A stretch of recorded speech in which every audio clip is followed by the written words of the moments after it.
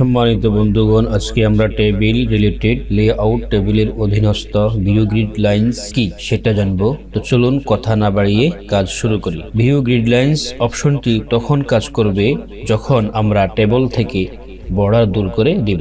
দেখুন এখানে একটি টেবল আমার তৈরি করা আছে, কিন্তু টেবলটি আমি বর্ডার দূর করে রেখেছি। টেবলটির থেকে আমি নো বর্ডার করে দিয়েছি, তাই এখানে টেবল থাকা সত্ত্বেও বর্ডার দেখা যাচ্ছে না। কেন?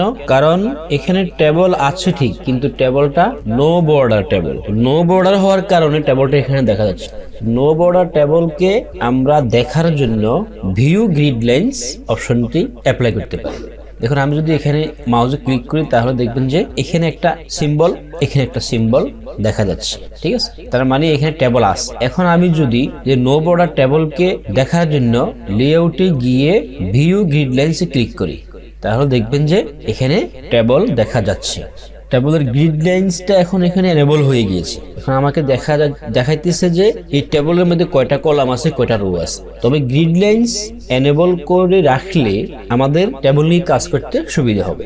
গ্রিড লাইন্স ডিসেবল করে কাজ করতে আমাদের কষ্ট হবে। এখন আমি যদি কন্ট্রোল ফি দিয়ে প্রিন্ট লেআউট বা প্রিন্ট প্রিভিউ দেখি তাহলে দেখবেন যে প্রিন্টে কিন্তু বর্ডার গুলো আসবে না। এখন যেটা দেখা যাচ্ছে সেটা হচ্ছে বর্ডার গ্রিড লাইন্স বা গ্রিড লাইন্সটা প্রিন্টে আসবে না। আমি প্রিন্ট প্রিভিউ দেখাচ্ছি, কন্ট্রোল পি, এখানে বর্ডার দেখাচ্ছে না। টেবল ঠিকই আছে। টেবলের ভিতরে যদি কোনো লেখা, কোনো ডাটা থাকতো তাহলে ওইগুলো দেখাতো। যেন আমি যদি এখানে লিখে দিই 45, কন্ট্রোল ফি দিলাম, দেখুন টেবলের ভিতরগত ডাটাগুলো বা টেক্সটগুলো দেখাবে বা প্রিন্টও হবে। টেবলের বর্ডার প্রিন্ট হবে না। এখন আমি যদি আবার টেবলে ক্লিক করে লেআউট ট্যাবে গিয়ে এই ভিউ গ্রিড লাইন্স অপশনটিতে আবার ক্লিক করি তাহলে গ্রিড লাইন্সটি হাইড হয়ে যাবে।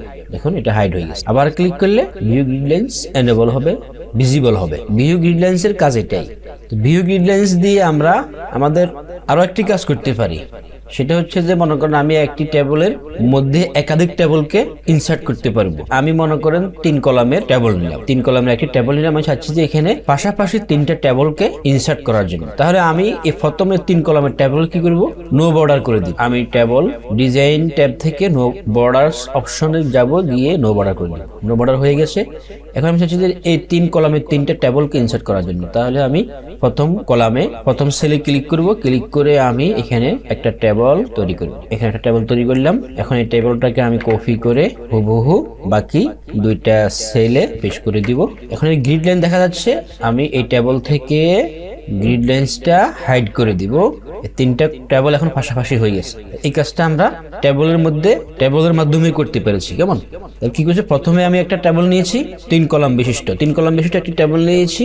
প্রত্যেকটা 3টা সেল হয়েছে বা 3টা কলাম হয়েছে। তো 3টা সেলের মধ্যে 3টা টেবল, আরো 3টা টেবল তৈরি করছি। প্রথম টেবলটা নো বর্ডার করে গ্রিড লাইন্স হাইড করে দিয়েছি। এখন কিন্তু এই 3টা টেবল পাশাপাশি খুব সুন্দর দেখা যাচ্ছে। আমাদের যদি পাশাপাশি টেবল ক্রিয়েট করার প্রয়োজন হয় তাহলে আমরা এভাবে করতে পারি। এভাবে করলে আমাদের সুন্দর হবে। ঠিক আছে বন্ধুগণ, ভালো করে প্র্যাকটিস করবেন। না বুঝলে অবশ্যই কমেন্ট করবেন।